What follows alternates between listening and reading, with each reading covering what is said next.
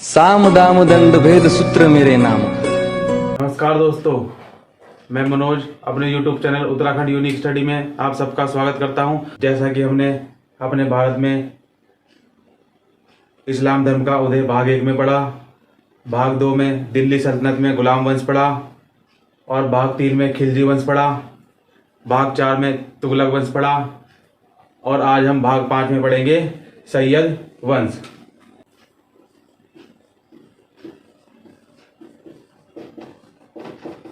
सैयद वंश जो कि 1414 से 1451 तक चलेगा सैयद वंश। और सैयद वंश के मोहम्मद साहब के वंशज थे। इसका संस्थापक होगा खिलजी खां। खिलजी खां। इसका शासनकाल 1414 से 1421 तक रहेगा और तैमूर ने इसे पंजाब और मुल्तान पंजाब और मुल्तान का गवर्नर बनाया और इसकी उपाधि थी रैयत आला। और यह स्वयं को तैमूर का पुत्र शाहरुख का प्रतिनिधि मानता था। सैयद वंश की स्थापना खिलजी खां ने की। कुतुबुद्दीन ऐबक के बाद खिलजी खां दिल्ली सल्तनत का एकमात्र शासक था जिसने सुल्तान की उपाधि धारण की थी। इसके बाद आया मुबारक शाह खिलजी। मुबारक शाह खिलजी। इसका शासनकाल 1421 से 1434 तक रहा। 1434 तक रहा और इसका वजीर बहलोल था। इसके बाद आया मोहम्मद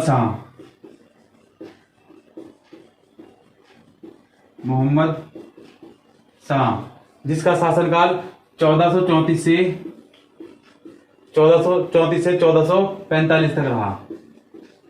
1445 तक रहा। इसने बहलोल लोदी को अपना पुत्र घोषित किया। इसके बाद आया अलाउद्दीन अहमद खां।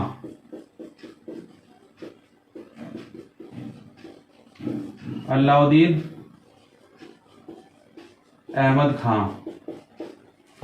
अहमद खां। इसका शासनकाल 1445 से 1451 तक रहा। 1445 से 1451 तक रहा। 1451 में अलाउद्दीन अहमद शाह अपना सिंहासन बहलोल लोदी को सौंपकर बदायूं चला गया और बहलोल लोदी ने भारत में प्रथम अफगानी वंश की स्थापना की। अफगानी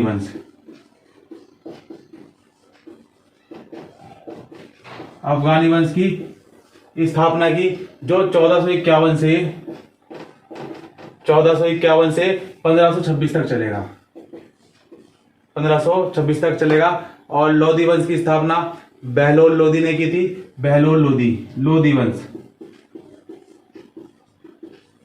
लोदी वंश अफगानी वंश के अंतर्गत आया लोदी वंश और लोदी वंश की स्थापना बहलोल लोदी द्वारा की गई। बहलोल लोदी द्वारा की गई और यहीं से अफगान का होता है भारत में आगमन। अफगान का भारत में आगमन होता है। और लोदी वंश चलेगा 1451 से 1489 तक चला लोदी वंश। और लोदी वंश का संबंध अफगानों के साहूखेल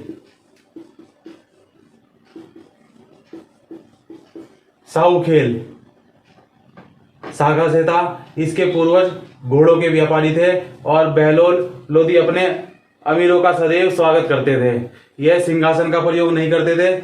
बहलोल लोदी अपने अमीरों को मकसद ए आली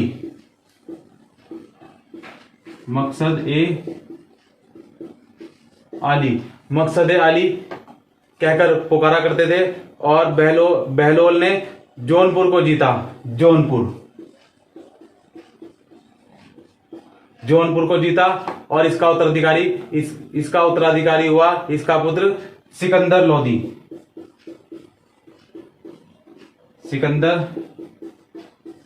इसका पुत्र उत्तराधिकारी हुआ सिकंदर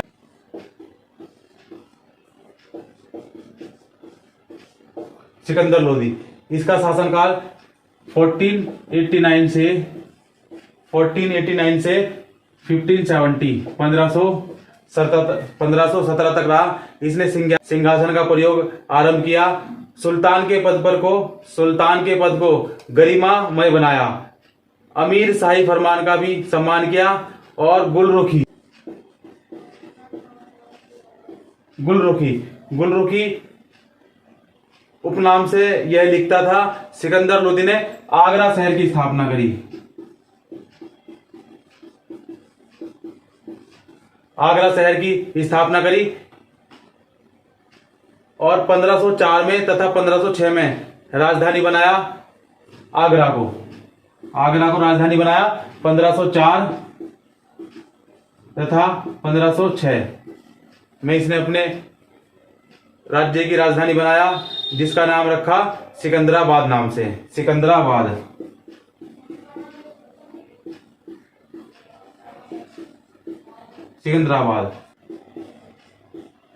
इसने सिकंदरगढ़ का प्रयोग किया और एकमात्र सुल्तान था जिसने खुम्स में हिस्सेदारी नहीं ली। खुम्स में हिस्सेदारी नहीं ली। खुम्स होता है लूटा गया माल, जिसमें जो है 80% सुल्तान को देना होता था और 20% खुद रखते थे, उसे कहा जाता था खुम्स। और इसने खुम्स की हिस्सेदारी नहीं ली। इसने अनाज में चुंगी कर हटाया। अनाज में चुंगी कर होता है जैसे कि सब्जी मंडी या अनाज मंडी में गेहूं लिया हमने और गेहूं को जो है गेहूं की बोरियों को उठाने के लिए जो है जो लोग उसको उठाते हैं उसमें 1 रुपया 2 रुपया बोरी के हिसाब से वो लेते हैं, उसको बोलते हैं चुंगी। तो इसने क्या किया, चुंगी कर हटा दिया। और इसका मन पसंदीदा वाद्य यंत्र था शहनाई।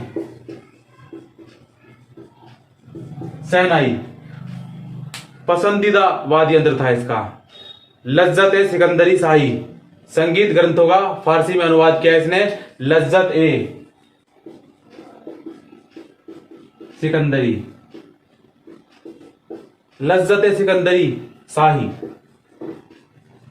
शाही के नाम से संगीत ग्रंथों का फारसी में अनुवाद किया। फरहंग ए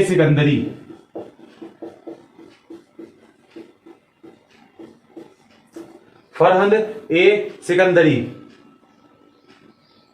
आयुर्वेद ग्रंथों का फारसी में अनुवाद किया।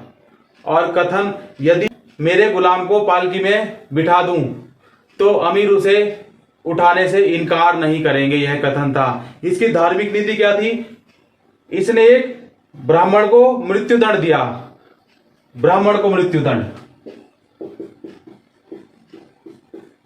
इसने मृत्युदंड दिया। और पुरी का जगन्नाथ मंदिर तुड़वाया, जो कि उड़ीसा में पड़ेगा। और ज्वाला देवी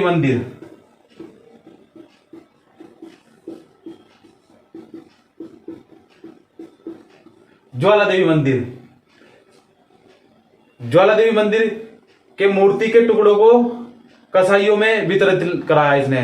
बताओ, ज्वाला देवी मूर्ति के टुकड़ों को इसने कसाईयों में वितरित कराया। कितनी अभद्रता वाली बात है। और महिलाओं के बाजार जाने पर रोक लगाई इसने। महिलाओं के बाजार जाने पर इसने रोक लगाई। और इसने आगरा में बाबरगढ़ का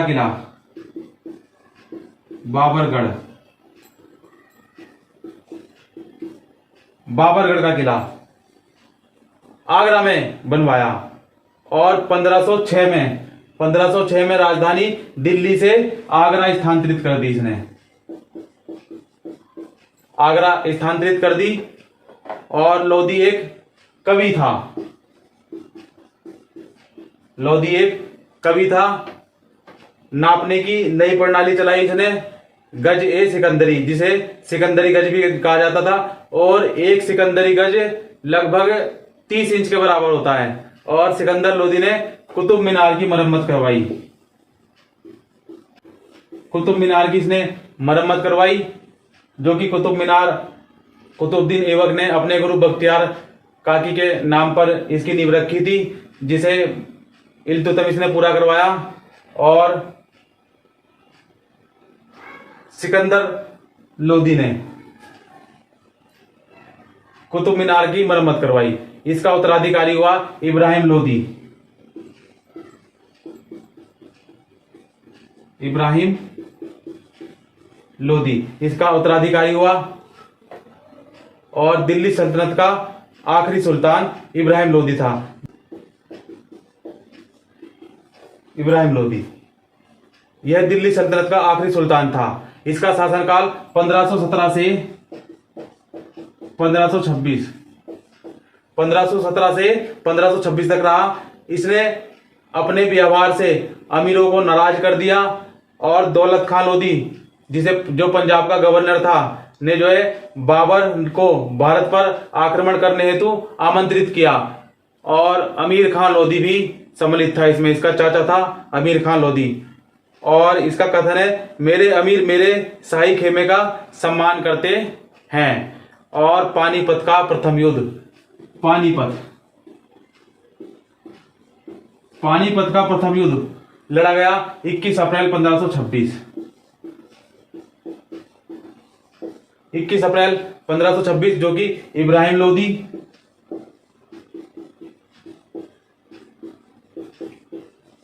इब्राहिम लोदी और बाबर के मध्य था। इब्राहिम लोदी और बाबर के मध्य था। और इब्राहिम लोदी इसमें पराजित हुआ। और 1517 में हुआ खतौली युद्ध। 1517 खतौली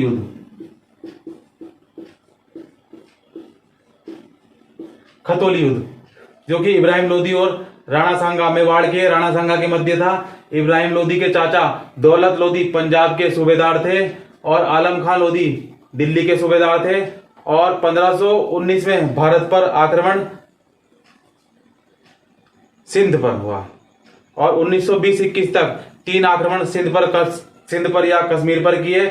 और पानीपत के युद्ध में बाबर ने इब्राहिम लोदी की हत्या कर दी। और इब्राहिम लोदी का मकबरा है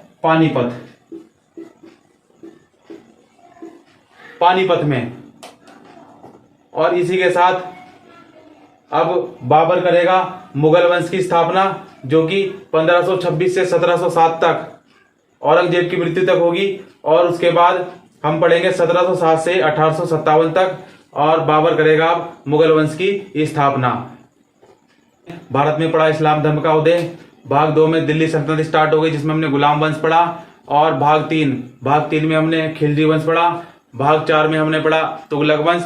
और भाग 5 में हमने पढ़ा सैयद वंश। और सैयद वंश के बाद होती है लोधी वंश की स्थापना। और लोधी वंश की स्थापना के बाद दिल्ली सल्तनत अंतिम चरण में पहुंच जाती है। और दिल्ली सल्तनत का अंतिम सुल्तान हुआ इब्राहिम लोदी। और अब हम इसी के साथ करेंगे भारत में मुगल वंश की स्थापना। मेरी वीडियो अगर अच्छी लगी हो तो लाइक करें, कमेंट करें, सब्सक्राइब करें और अधिक से अधिक लोगों तक पहुंचाएं। और जल्दी ही मैं हिंदी की वीडियो भी अपने YouTube channel Uttarakhand unique study में लाने वाला हूं।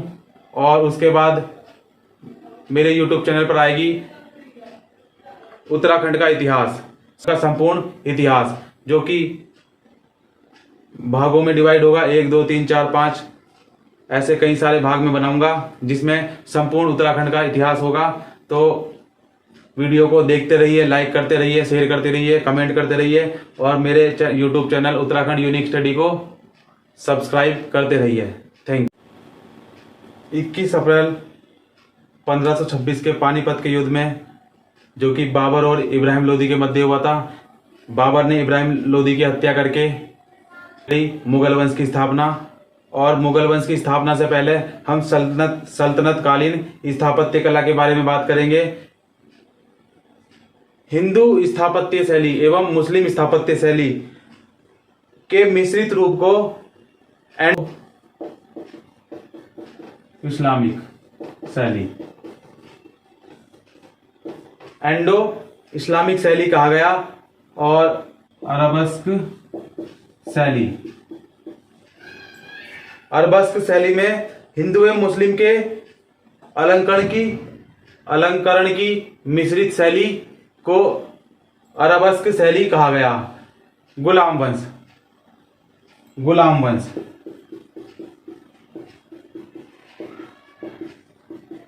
गुलाम वंश कुतुबुल इस्लाम मस्जिद सल्तनत कालीन की प्रथम इमारत है और निर्माण सामग्री हेतु हिंदू एवं जैन मंदिरों को तोड़ना और कुतुब मीनार 5 मंजिला इमारत 2.5 दिन का झोपड़ा जो कि अजमेर में है, यह भारत का प्रथम मकबरा है।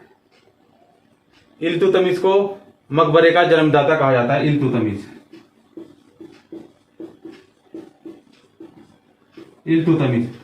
इल्तुतमिश को मकबरे का जन्मदाता कहा जाता है। इल्तुतमिश का मकबरा बदायूं में इमारतें जामा मस्जिद, ईदगाह मस्जिद, बलवन,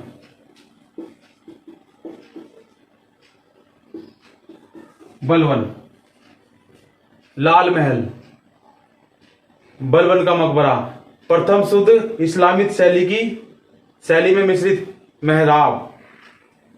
खिलजी वंश।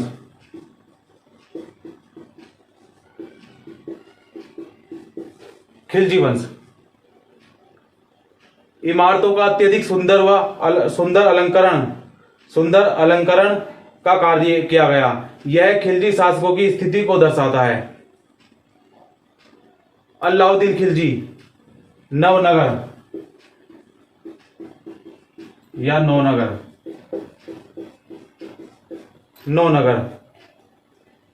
सीरी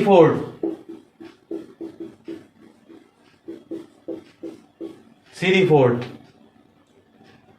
हौज खास।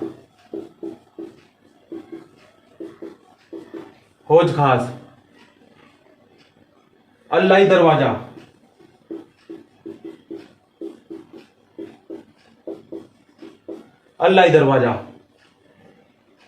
जमात खाना मस्जिद।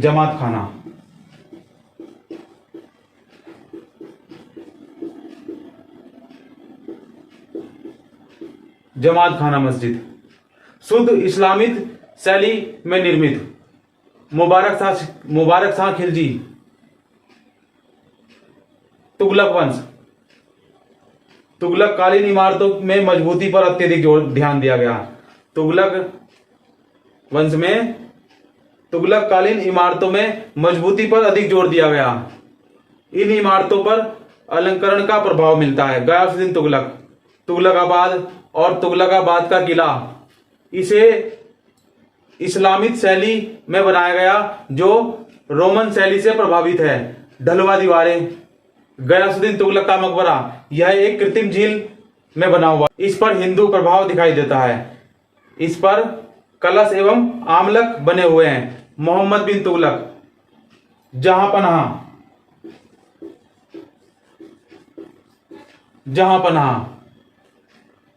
आदिलाबाद का किला।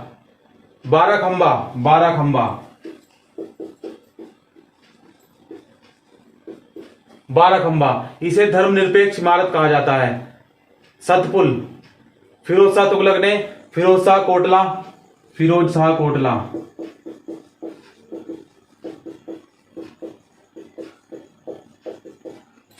कोटला इसे 5वीं दिल्ली कहा जाता है। खिरकी मस्जिद।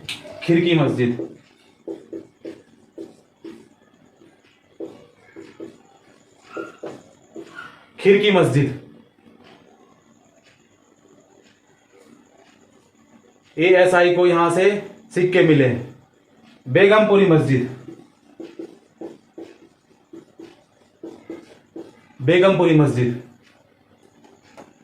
काली मस्जिद।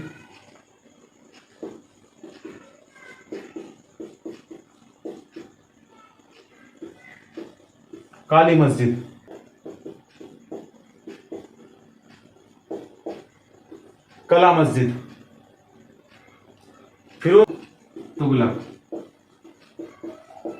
फिरोज शाह तुगलक के समय मस्जिदों का काल रहा।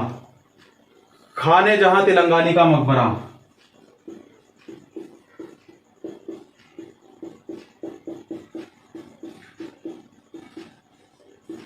खाने जहां तेलंगानी का मकबरा, निर्माण जोना खां के पुत्र ने करवाया था।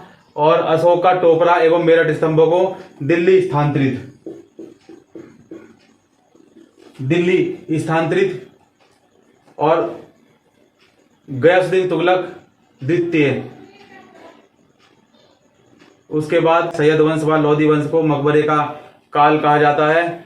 खिरिज का खिरिजाबाद और मुबारक शाह मुबारकाबाद। और लोधी वंश सिकंदर लोधी, इसने बहलोल लोधी के मकबरे का निर्माण करवाया।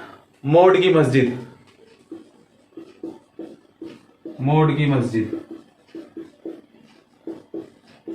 मोड की मस्जिद निर्माण सिकंदर लोधी के सेनापति मियां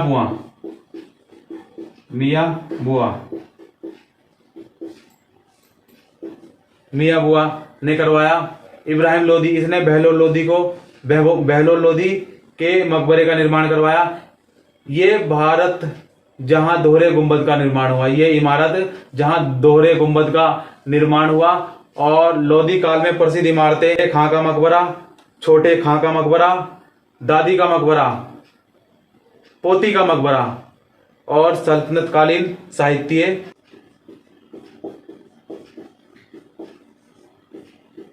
हसन निजामी, ताज उल मासीर, ताज उल मासीर,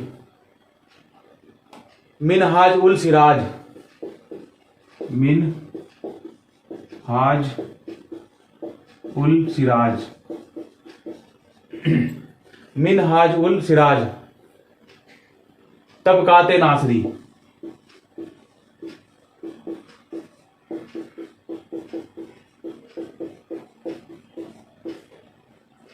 तबकाते नासरी, अमीर खुसरो, अमीर खुसरो,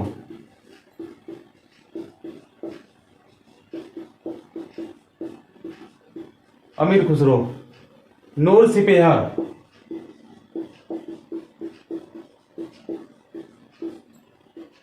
नूर सिपेहर, इसे भारत की भौगोलिक स्थिति का वर्णन है और कश्मीर की प्रशंसा करता है। और गर फिरदोज बर रहू जमी अस्ते हमी अस्ते हमी अस्ते हमी अस्ते, ऐसा कहता है। और मुफ्ता उल सादेन, मुफ्ता उल सादेन, मुफ्ता उल सादेन, जलालुद्दीन खिलजी की जानकारी मिलती है। और खजाइन उल फतू, खजाइन उल फतू, खजाइन उल फतू, तारीख ए अल्लाई, इसमें साहित्य में पहली बार जोहर शब्द का प्रयोग हुआ। जोहर शब्द पहली बार जोहर शब्द का प्रयोग हुआ। जोहर होता है लड़ते हुए युद्ध में मारा जाता है तो उसकी रानियां, सभी रानियां अपने को आग लगा लेती हैं, उसे कहते हैं जोहर प्रथा। तो जोहर शब्द का प्रयोग सर्वप्रथम इस पुस्तक में मिलता है। तारीख ए अल्लाई, खजाइन उल फतू। उदाहरण, हमीर की बेटी ने जल जोहर किया, हमीर की बेटी ने जल जोहर किया।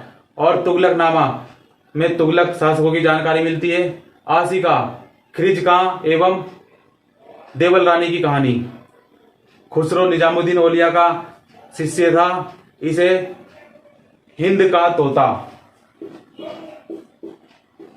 हिंद का तोता, हिंद का तोता कहा जाता था। यह 7 सुल्तानों के समकालीन था, 7 सुल्तानों के समकालीन। यह प्रथम व्यक्ति था जिसने अपनी रचनाओं में हिंदी लोकोक्तियां, हिंदी लोकोक्तियां, हिंदी लोकोक्तियां और मुहावरों का प्रयोग किया, मुहावरों का प्रयोग किया अमीर खुसरो ने। यह प्रथम व्यक्ति था जिसने अपनी रचनाओं में लोकोक्तियों एवं मुहावरों का प्रयोग किया। इसने संगीत में योगदान दिया। तंबूरा एवं वीणा को मिलाकर सितार का आविष्कार किया। सितार का आविष्कार किया तथा ख्याल जैसी शैली प्रारंभ की या विकसित की। सल्तनत कालीन प्रशासन। सुल्तान केंद्रीकृत, निरंकुश, वंशानुगत, राजतंत्रात्मक शासन व्यवस्था थी। सिद्धांत सुल्तान खलीफा का प्रतिनिधि होता था, लेकिन व्यावहारिकता में वह शासन स्वतंत्र करता था। सुल्तान की सहायता हेतु एक मंत्रिमंडल होता था, जिसे मजलिस ए खलवत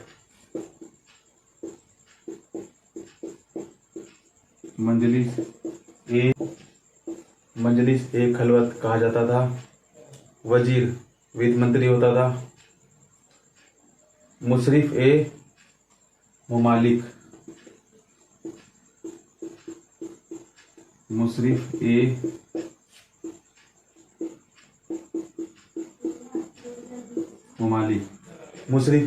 मुमालिक महालेखा परीक्षक होता था।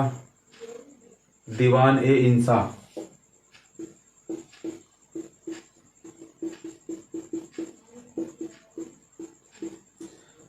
इंसाफ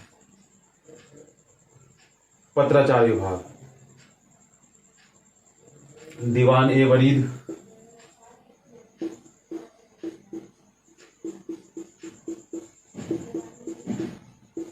दीवान ए वरीद।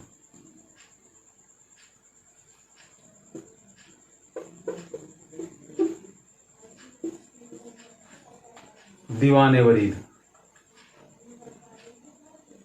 गुप्तचर विभाग। दीवान ए अर्ज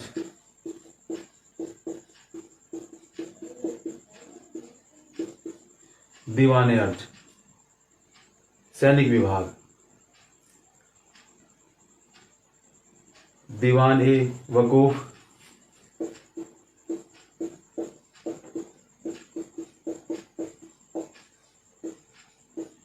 दीवान ए वकूफ। व्यय विभाग। दीवान ए नजर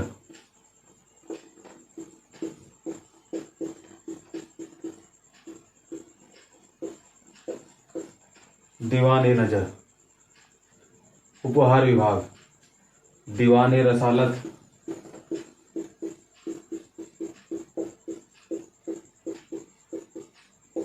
दीवान ए रसालत। विदेश विभाग। दीवान ए मुक्त खराज दीवान ए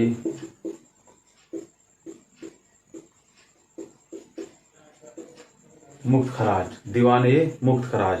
राजस्व विभाग। दीवान ए अमीर कोही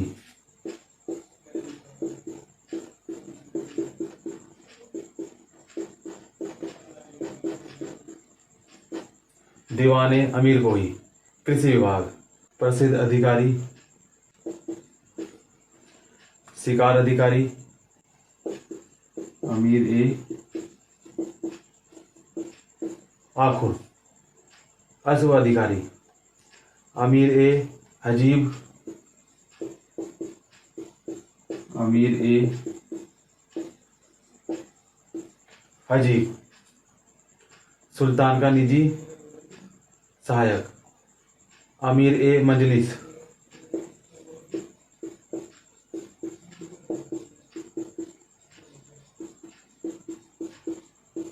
अमीर ए मजलिस। शाही दावत की व्यवस्था करने वाला वकील ए दर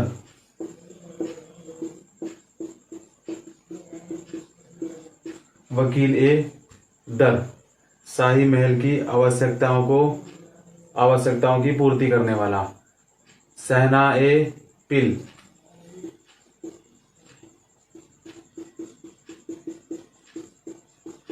सहना है पिल। हस्तीशाला का प्रमुख सद्र उल सुदूर। धार्मिक मामलों का प्रमुख काजी उल कजात काजी उल कज्जात। न्यायाधीश। प्रांतीय प्रशासन। इक्ता, इक्केदारी, इक्तेदार, वली, वजे छोटे इक्ता होते थे। सैनिक प्रशासन में हस्म ए कल्ब, हस्म ए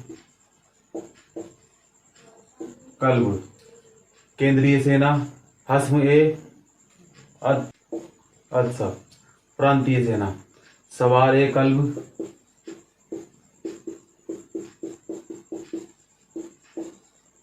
सवार ए कल्ब। घुड़सवार सेना खास ए खेल,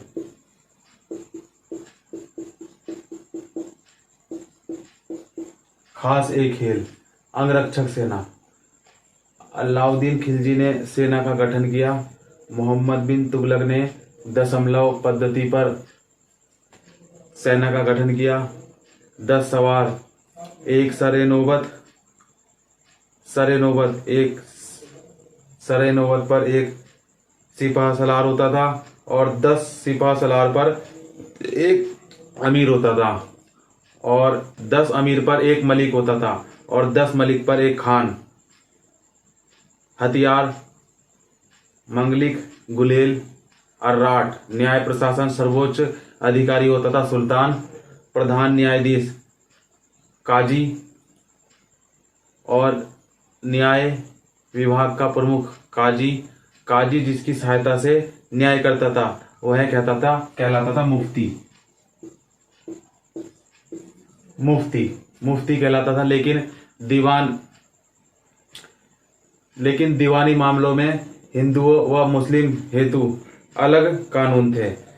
गांव में पंडित एवं काजी न्याय का कार्य करते थे। कानून के स्रोत कुरान, हदीस।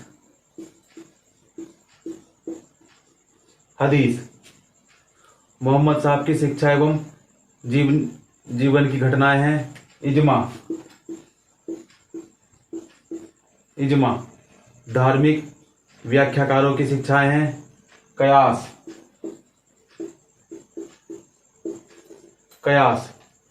काजी द्वारा अनुमानित सजा और देश का कानून स्थानीय कानून था।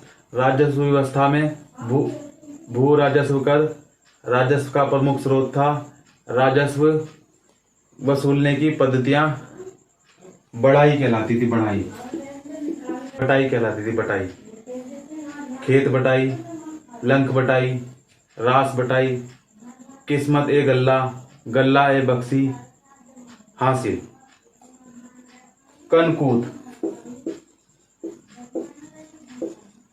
कनकूद भू राजस्व वसूलने की अन्य पद्धति थी। शराब बनाने की आसवन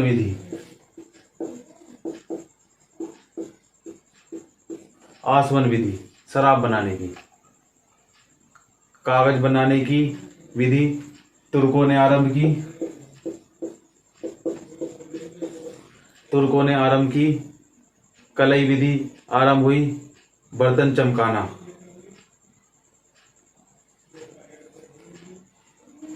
अब तक हमने मध्यकाल के भारत में इस्लाम धर्म का उदय पढ़ा, जिसके संस्थापक मोहम्मद साहब हुए। मोहम्मद साहब के बाद उनके उत्तराधिकारी हुए और मोहम्मद गोरी के 4 गुलाम हुए, जिसमें से कुतुबुद्दीन ऐबक एक गुलाम था। कुतुबुद्दीन ऐबक ने आगे दिल्ली सल्तनत में गुलाम वंश की स्थापना करी। फिर कैसे खिलजी वंश की स्थापना हुई और खिलजी वंश के बाद आया तुगलक वंश। तुगलक वंश के बाद आया सैयद वंश और सैयद वंश के बाद आया लोधी वंश। और लोधी वंश में 1526 में पानीपत के युद्ध से 21 अप्रैल 1526 को पानीपत का युद्ध हुआ। बाबर और इब्राहिम लोधी के बीच। इब्राहिम लोधी की मृत्यु हो गई और बाबर ने करी मुगल वंश की स्थापना। भाग 6 में पढ़ेंगे मुगल वंश कैसे मध्यकालीन भारत में होगी मुगल वंश की स्थापना। अगर आपको वीडियो अच्छी लगी हो तो लाइक करें, कमेंट करें, शेयर करें और मेरे चैनल उत्तराखंड यूनिक स्टडी को सब्सक्राइब करें। इसके बाद मैं लेकर आऊँगा एक मैराथन क्लास, जिस इस्लाम धर्म के उदय से लेकर और लोधी वंश तक के कैसे हमारे भारत पर जो है मुस्लिमों ने आक्रमण किया, कुछ मंदिरों को भी तुड़वाया और कुछ मुस्लिमों ने नहरें बनवाई। नेक्स्ट सीरीज होगी हमारी मुगल वंश, मध्यकाल में मुगलों का आगमन। Thank you.